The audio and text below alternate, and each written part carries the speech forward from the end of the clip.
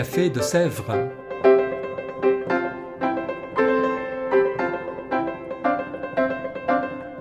Au café de Sèvres, on discute philosophie et théologie.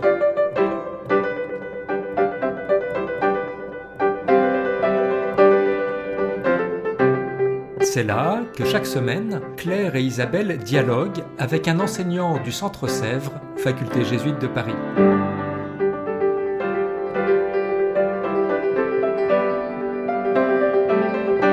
L'émission d'aujourd'hui est animée par Claire Chastel.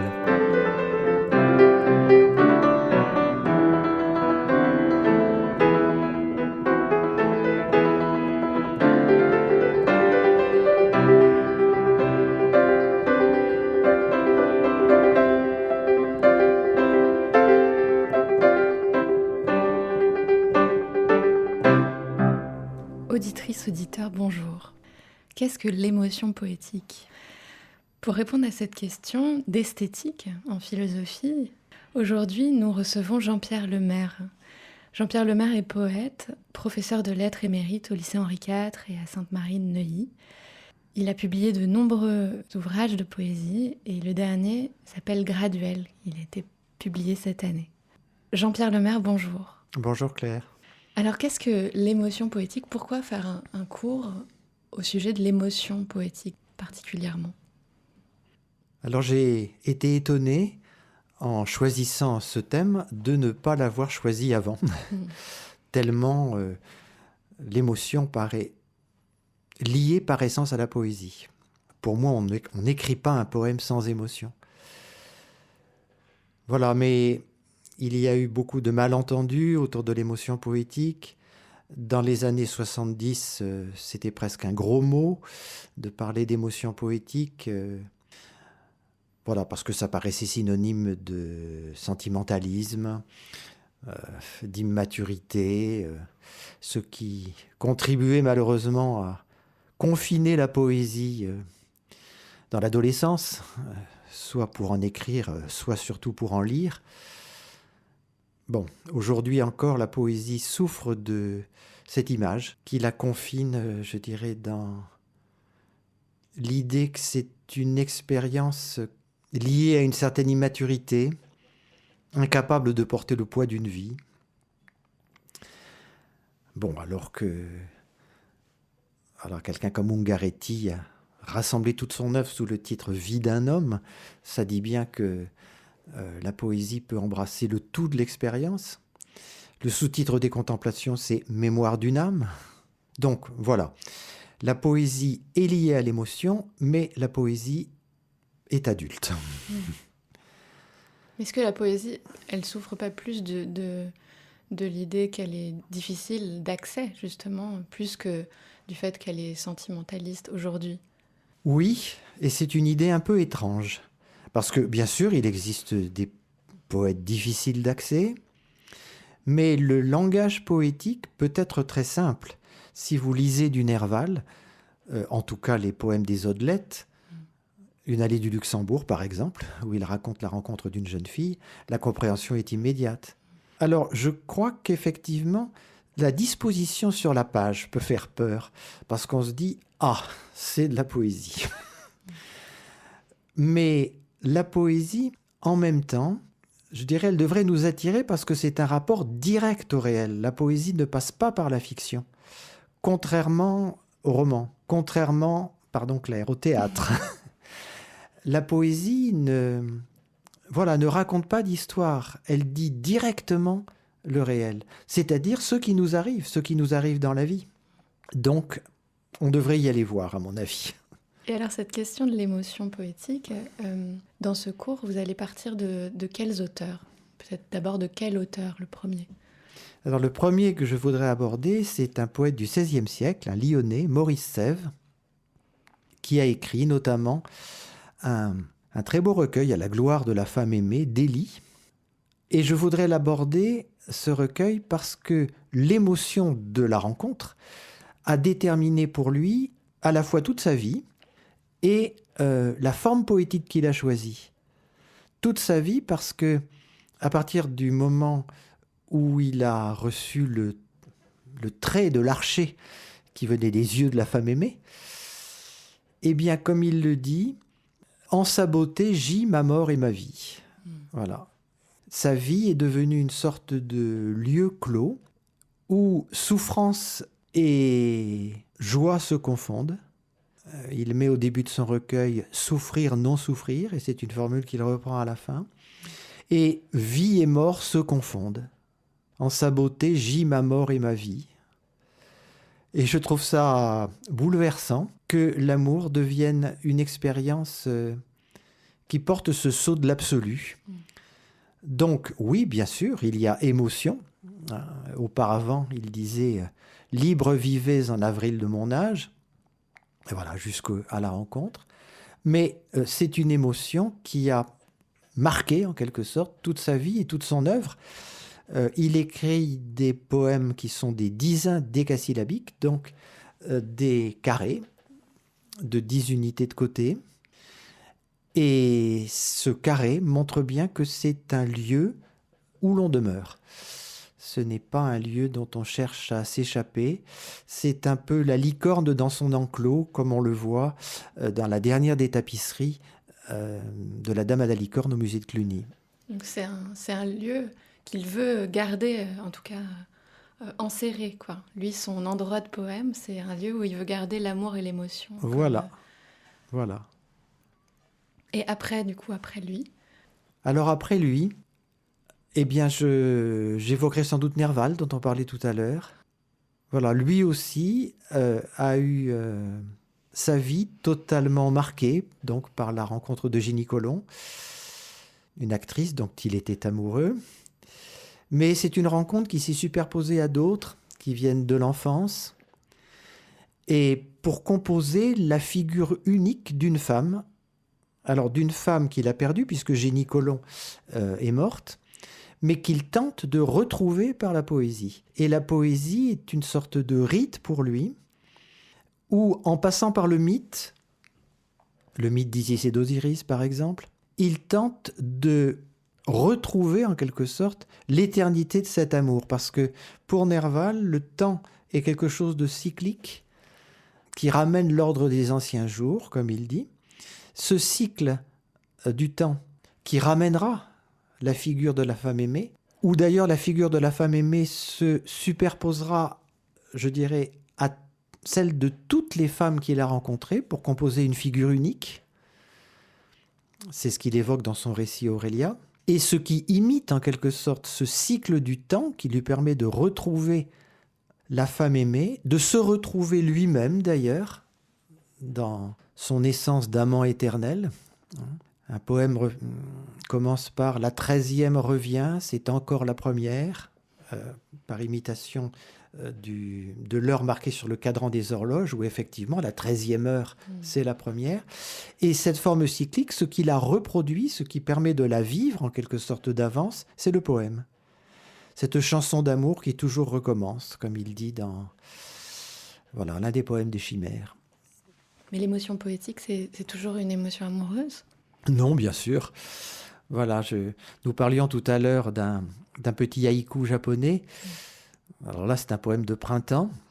Comme il est très court, 3 vers, je peux le citer à nouveau. Un pétale tombe et remonte à sa branche. Ah, c'est un papillon. Voilà, ce « ah », c'est toute l'émotion poétique. Les Japonais, je crois, parlent justement du « ah » des choses. Qu'est-ce que c'est ? Ah il faudrait écrire un poème pour en rendre compte. Je crois que c'est la surprise devant quelque chose qu'on n'attendait pas et qui rejoint chez nous quelque chose de très profond. Vigny le dit à sa manière, mais alors c'est un peu avec l'éloquence romantique, mais ça dit bien quand même ce que c'est que l'émotion poétique. Aimer ce que jamais on ne verra 2 fois. Voilà, c'est ce moment unique, et c'est ça qu'essaie de restituer la poésie. Un moment unique qui rejoint l'unicité du moi, qui rejoint l'unicité du lecteur. La difficulté, c'est qu'il faut dire cette émotion unique avec des mots qui sont les mots de tous les jours, les mots de tout le monde, donc des mots universels. Voilà. Conjuguer l'unicité et l'universel, c'est tout le travail du poète, je crois. Mais il y a un savoir-faire derrière. Oui. Est-ce que c'est que l'émotion ou est-ce qu'il y a une autre dimension peut-être, comme la réflexion? Alors oui, bien sûr, parce que entre le moment où on éprouve l'émotion et le moment où on essaie de la transmettre, de la faire passer, il y a tout un temps de réflexion. D'où me vient cette émotion? Comment étais-je quand ça m'est arrivé? Qu'est-ce qu'elle a déterminé en moi? Sèvres, dont on parlait tout à l'heure, commence son poème par « Libre vivez en l'avril de mon âge ».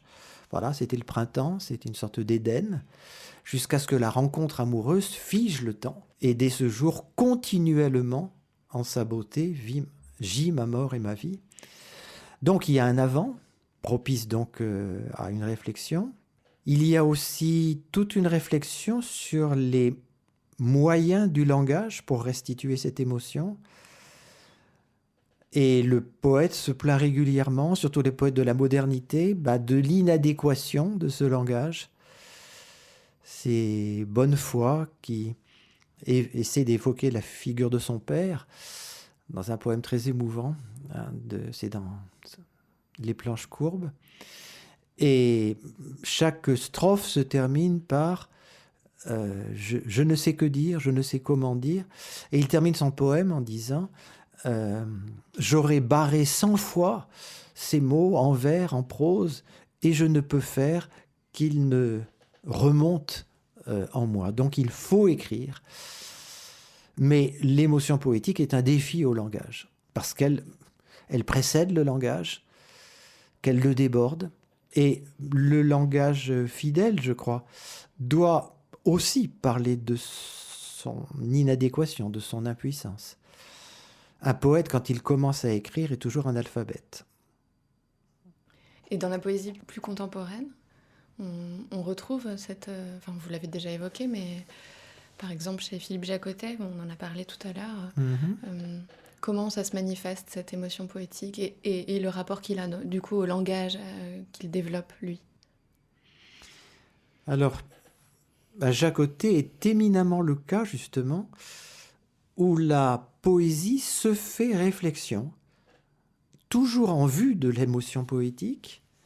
On ne perd jamais de vue le cerisier rouge qu'il a aperçu au bord d'un champ, ou les eaux du torrent qu'il a entendu, ou bien le son d'une cloche d'un couvent à vêpres qu'il a écouté dans la campagne autour de Grignan. Mais Jacotet part de là pour... part de là. Il serait plus juste de dire qu'il va vers cela aussi. Tout le poème est une approche de ça. Comment le dire? Ça peut d'ailleurs être l'émotion provoquée par un mot. Il y a tout un passage, je crois que c'est dans Penser sous les nuages, mais il faudrait que je vérifie, où il médite sur le mot joie. Il trouve que c'est un mot magnifique et il se demande comment le rendre. Et il va essayer, si j'ose dire, toute une série de comparaisons. Par exemple, évoquer des moissons au soleil, évoquer un orchestre, une fanfare. Et il écarte toutes ces comparaisons.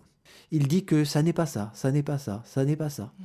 Et tout le poème est une approche pour essayer de rendre compte d'une émotion qui est en fait en avant du langage, même si c'est un mot du langage, en avant du langage. Alors comment la rejoindre?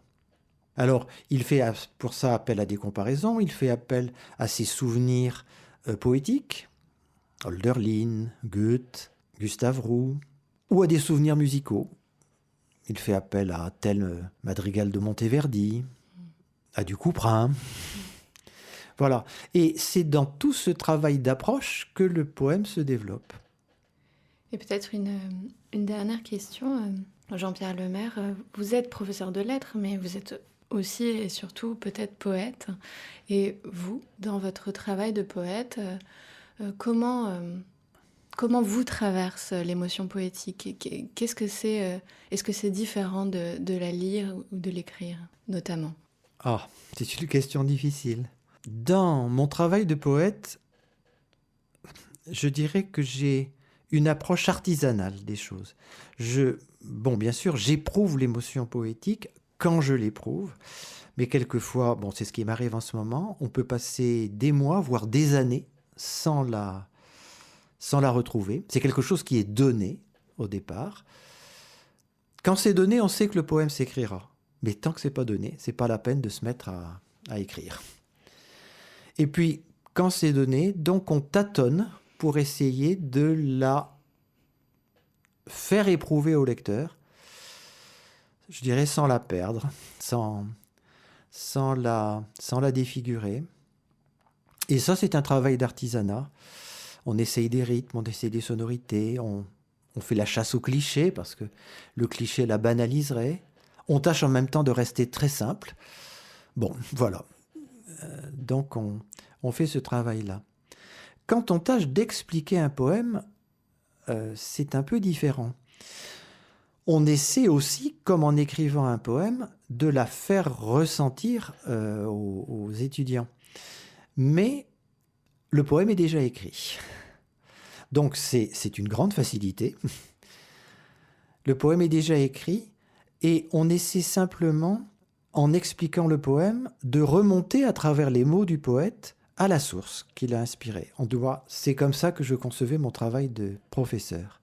Déplier le poème, l'expliquer au sens étymologique, mais pour faire remonter à la source de l'émotion, en essayant de restituer ce qui l'a entouré.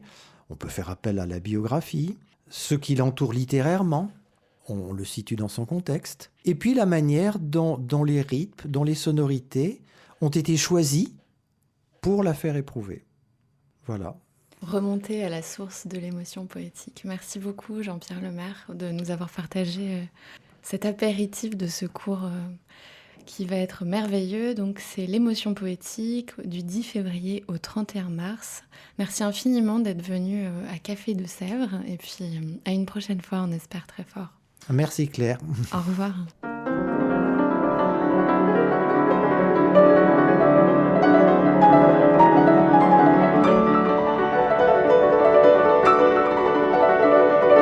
Vous écoutiez Café de Sèvres, le podcast du Centre Sèvres, Faculté jésuite de Paris, en partenariat avec RCF.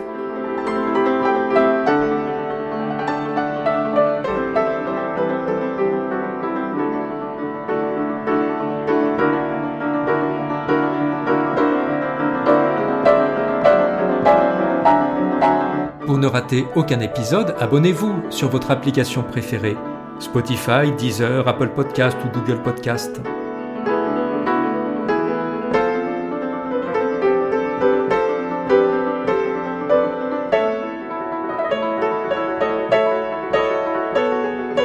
Et sur notre site internet www.centresèvres.com, découvrez l'ensemble de nos cours et conférences en philosophie et théologie. À bientôt.